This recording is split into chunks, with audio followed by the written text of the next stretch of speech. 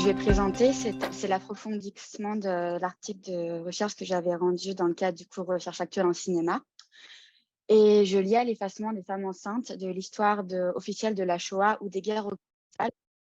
aux résurgences de leur trauma chez les réalisateurs hommes dans le sous-genre spécifique du body horror au travers du processus de réactance, qui est une notion empruntée à la communication et à la psychologie sociale. Donc, Philippe Bouroffi définit la spécificité du body horror comme le fait à la fois de raconter et de montrer la violence, ce que ne font pas les autres genres de l'horreur. Et ça va se manifester par des violations, des déformations du corps humain, où le naturel va devenir le lieu de l'abject parce qu'il va être envahi par des corps étrangers, ou alors le corps des personnages lui-même devient étranger aux personnages du fait de traumatisme. Le body horror, selon Linda Williams, c'est aussi le lieu du mimétisme, dans le sens où c'est un genre qui va mimer des traumas empruntés au réel. Donc et l'extrême violence de cette mise en scène va engendrer une réaction mimétique directe du spectateur, donc de la terreur ou du dégoût. Et c'est aussi un sous-genre basé sur l'idée de contagion. Là où il est différent aussi du spectre de l'horreur, c'est que c'est une violence qui est non immédiate, mais qui va être littéralement inséminée. Et elle va souvent résulter d'une perte de contrôle consciente et inévitable du corps au travers, par exemple, de mutations, d'invasions, de transformations ou de métamorphoses. Donc, en 2014, j'avais passé mon oral de français sur le chapitre 1 de Voyage au bout de la nuit de Céline. Et c'est un texte qui m'avait tellement traumatisée qu'il m'a ensuite empêché de manger de la viande pendant extrêmement longtemps, parce qu'il y avait une description gore des corps sur le champ de bataille qui, en fait, évoque les traumas ou l'impression de putréfaction, de pourriture du corps féminin quand il va être déformé, traumatisé, souillé, violé, avorté, profané ou accouché de force. En fait, l'implantation ou la présence d'un corps étranger dans la chair féminine. Et Julia Kristeva, dans Pouvoir de l'horreur, essaie sur l'abjection, émet l'hypothèse qui m'intéressait que la thèse de doctorat de Céline, qu'il a soutenue en 1924, était en fait le prémisse de Voyage au bout de la nuit,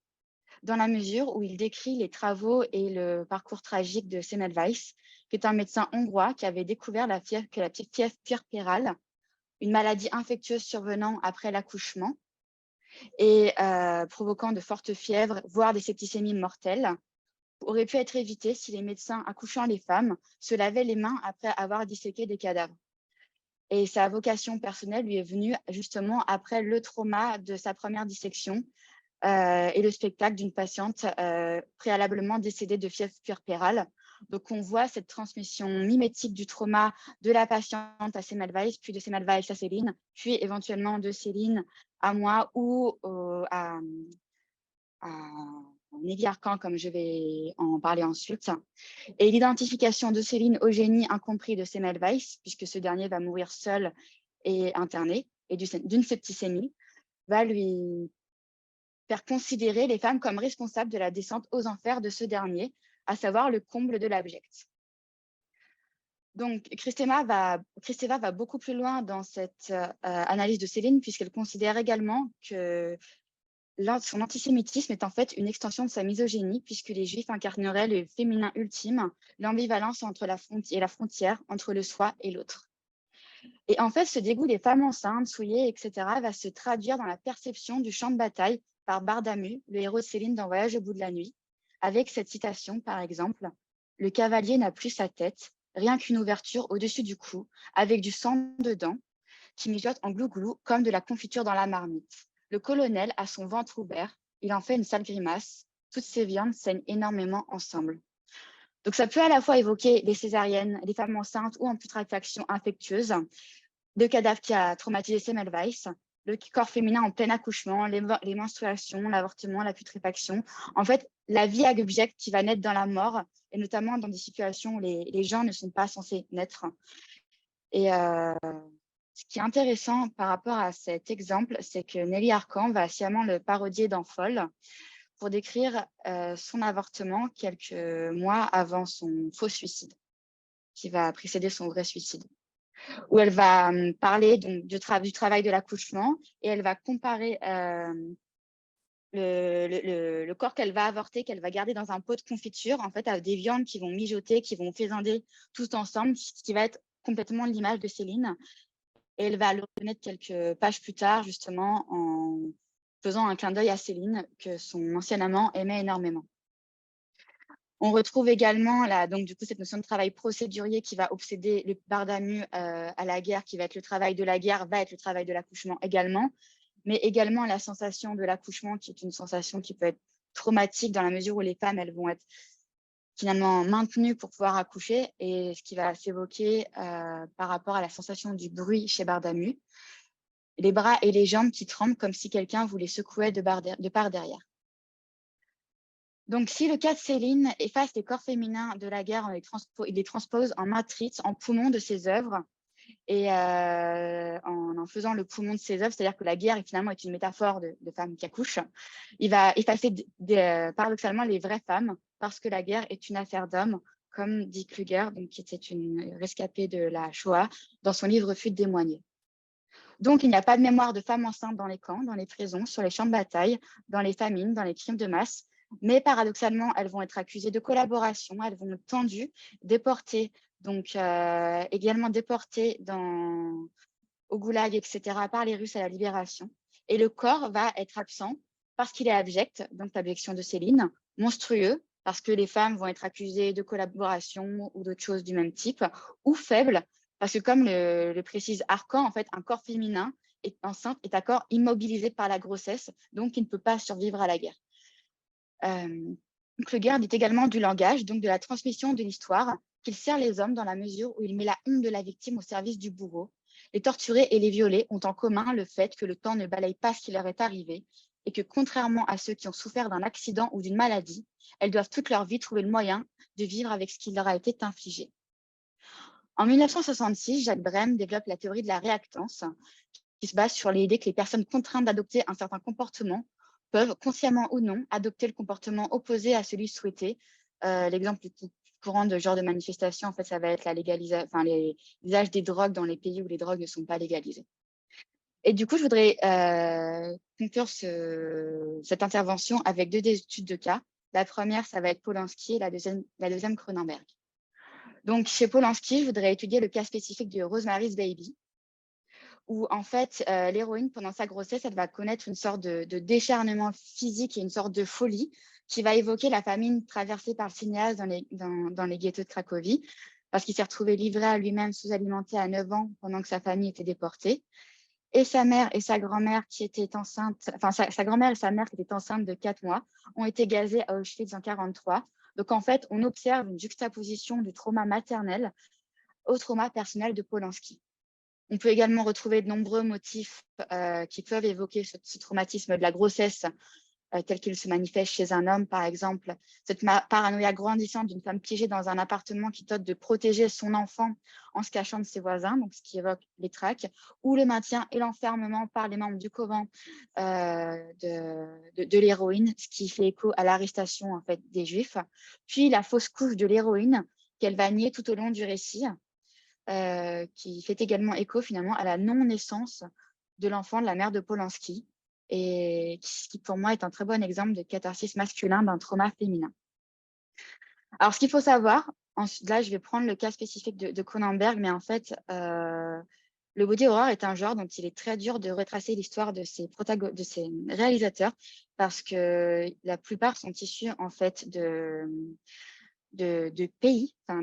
sont des descendants de parents ou grands-parents qui ont grandi dans des pays qui sont en crise, notamment en Europe de l'Est,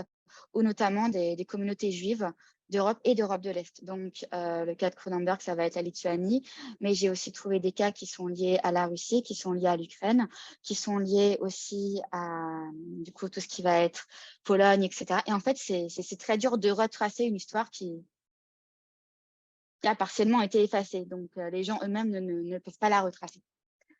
Gerd Beyer écrit à propos de Cronenberg que les traumas familiaux se manifestent dans son œuvre au milieu des traumas personnels. Et la plupart de ces œuvres ont déjà été analysées. Donc, en fait, je voudrais me baser sur Les Crimes du futur que j'ai vu cet été. Et notamment sur le motif de l'infanticide qui ouvre le film. Donc, en début du film, une mère qu'on ne reverra pas particulièrement, enfin, on la revoit, mais elle n'est pas importante, va tuer son enfant. Donc, il s'agit d'une dystopie où les humains se font implanter des organes, font des modifications corporelles. Et cet enfant que la mère va tuer va être le premier humain à naître sans aucun organe humain. On le sait parce que tous les organes humains sont tatoués. Et il va se nourrir de plastique, donc de déchets notamment ou de poubelles. Et le moment où il va manger une poubelle, ça va tellement rendre sa mère folle qu'elle va l'étouffer et le tuer. Et ensuite, beaucoup plus tard dans le film, l'enfant sera publiquement disséqué lors d'un débat sur la beauté intérieure. Et il s'avérera qu'il n'incarne pas du tout la beauté intérieure, mais au contraire, la laideur, le trauma et l'abjection. Donc déjà, on retrouve le motif du corps en fait ouvert en deux, qui était déjà présent chez Céline et qui est également présent dans la mythologie en fait de la femme enceinte. Et le fait que la mère tue son enfant, ça me faisait d'abord penser à l'évocation du suicide mère-fille par la mère de Kluger dans les camps, qui est une réaction traumatique maternelle face à la mort potentielle de son enfant. Est-ce qu'il faut mieux le tuer ou voir l'enfant mourir? Mais également le trauma des femmes enceintes pendant les guerres, la famine. Alors là, on peut y voir de multiples analyses. Cet enfant, en fait, le fait qu'il mange du plastique, etc., et qu'il soit aussi perturbé, ça peut venir de la famine vécue par les mères, de la privation maternelle, des fœtus qui étaient sous-développés, des pays qui ont connu des cannibalismes, d'une alimentation à base de déchets ou d'ordures, où les mondes futuristes dystopiques, de manière générale, évoquent les ruines des guerres, les viols de guerre engendrant des monstres, ou encore, on peut voir dans le fait d'un enfant dans le cas d'un enfant qui va naître dans des conditions où il ne peut pas manger, dans un monde dystopique, en fait. On peut voir ces enfants comme des monstres dans le sens où ils vont naître de la mort, dans l'idée de destruction, de chaos, et qu'ils ne sont pas censés vivre puisqu'ils ne sont pas nourris, puisque l'environnement n'y est pas propice. Et paradoxalement, ils survivent, ce qui peut en fait développer une sorte de dégoût maternel. Et je voudrais juste conclure rapidement avec le fait que ce qui m'a intéressé dans les crimes du futur, c'était l'analyse multigénérationnelle qu'on pouvait en faire, dans la mesure où le personnage principal, Saul, qui est un personnage complètement nihiliste et l'alter ego équivalent de l'enfant une fois adulte ou à une autre période de sa vie, incarne pour moi un ex-enfant traumatisé. La majeure partie du film, il est maintenu en l'air dans un cocon comme un bébé en fait dans le placenta, par cette espèce de cocon qui va le masser avec des sortes de mandibules bras en fait qui vont le masser et qui vont évoquer une présence maternelle. Et son obsession dans le film va être de se faire implanter des organes qu'il va ensuite se faire retirer. Et pour moi, ça évoque les traumas de la grossesse, en fait, où l'homme va personnifier une mère, des cauchemars récurrents de mère, des avortements, des fausses couches, une peur de tomber enceinte en temps de guerre, l'impossibilité à avoir des enfants du fait de traumas liés à des famines, à des conséquences corporelles et psychosomatiques de guerre, qui en fait vont complètement bloquer le corps. Et on y voit pour moi une volonté chez l'homme de s'avorter lui-même, d'avorter quelque chose en lui, le fantasme de l'accouchement, la peur de la perte, du corps traumatisé qui ne produit pas, en fait une reproduction mimétique du trauma maternel et une mise en abîme de l'œuvre du cinéaste. Et juste, la question que moi, je me suis vraiment posée, c'est en fait, pourquoi faire grandir en soi des organes pour ensuite les faire retirer? Qu'est-ce que ce rapport masochiste, silencieux et coupable à la douleur perte signifie? D'abord dans le cas des traumas et des traumas maternels, mais de manière générale dans le cas des traumas, parce que c'est vraiment une image que je trouvais marquante.